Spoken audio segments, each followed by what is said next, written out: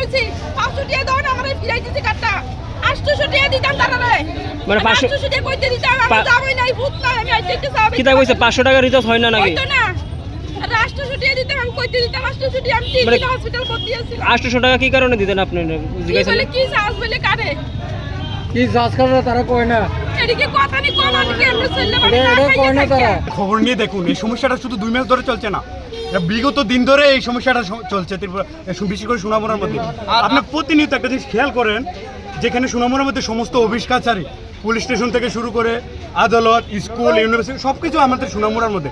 ওই জায়গায় যদি বিদ্যুৎ না থাকে কিভাবে সাধারণ জনগণ কাজ করবে?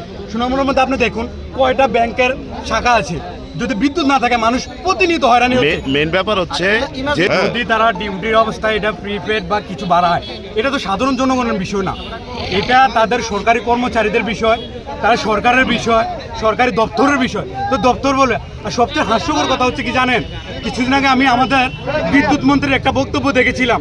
বিদ্যুৎ মন্ত্রী বলছে বিদ্যুৎ দপ্তর নাকি বিদ্যুৎ বিল বাড়ায় না, তাহলে কে বাড়ায়? সাধারণ জনগণকে বিদ্যুৎ বিল বাড়ায়, হ্যাঁ সাধারণ জনগণকে বাড়াচ্ছে বিদ্যুৎ বিল। আরেকটা বিষয় হচ্ছে, আমরা প্রত্যেকটা সাব ডিভিশনে বা প্রত্যেকটা ডিস্ট্রিক্টের মধ্যে বিদ্যুৎ অফিসের ইমার্জেন্সি হেল্পলাইন নাম্বার থাকে, কিন্তু আমাদের সোনামুড়ার বিদ্যুৎ অফিসের যে হেল্পলাইন নাম্বার আছে, আমরা প্রতিনিয়ত দৈনিক যদি 100 বারও কল করি, ওইটার মধ্যে কোনো রেসপন্সিবিলিটি আমরা পাই না। এটা একটা বার্তা পুরো ত্রিপুরা রাজ্যের সাধারণ জনগণের কাছে, একটা বার্তা যে ওনারা বলছে যে 2 মাসের বিদ্যুৎ বিল আমরা সার্ভার না থাকার কারণে বেড়েছে।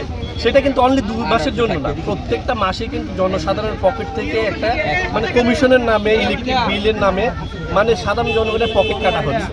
এখানে আমি ওই দিন উত্থাপন করেছি, যেমন ED charge, fuel charge, meter charge, যে এই ফিক্সড চার্জের নামে যেগুলো হচ্ছে পুরো ত্রিপুরার জুড়ে, সেগুলো যেন সাধারণ জনগণ থেকে এই মুক্তি চায়, সাধারণ জনগণের এই কমিশন বাণিজ্য থেকে মুক্তি চায়, সাধারণ জনগণ পরিষেবার নামে সাধারণ জনগণের পকেট যেন না কাটে, সেটা রাজ্য সরকারের কাছে আমরা আবেদন রাখি।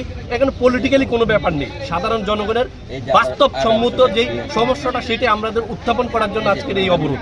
এখানে ব্যাপার হচ্ছে পার ইউনিট, দেখুন একজন লোক এসছে, উনার 300 টাকা, শ্রমজীবী মানুষ 300 টাকা দিয়ে উনি মানে রিচার্জ করতে পারছে না, 500 টাকা দিয়ে রিচার্জ করতে পারছে না। যখনই অফিসে যায় তখন বলছে 1200 টাকা লাগবে, 1500 টাকা লাগবে। একজন দিনমজুর সে এত টাকা কোত্থেকে আনবে যদি বিদ্যুতের নামেই যদি 1500 টাকা। শোনো শোনো ভোজন রসিক, শোনো মন দিয়া,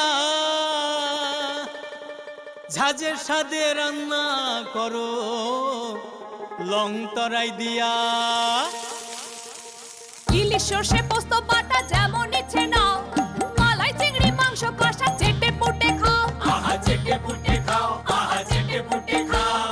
লং তরাই কাচ্চি ঘানির সর্ষে তেলে টেস্ট, যে খাবে সেই বলবে লং তরাই বেস্ট। লং তরাই সর্ষের তেল, ঝাঁঝে স্বাদে তোমাকে চাই। আহা লং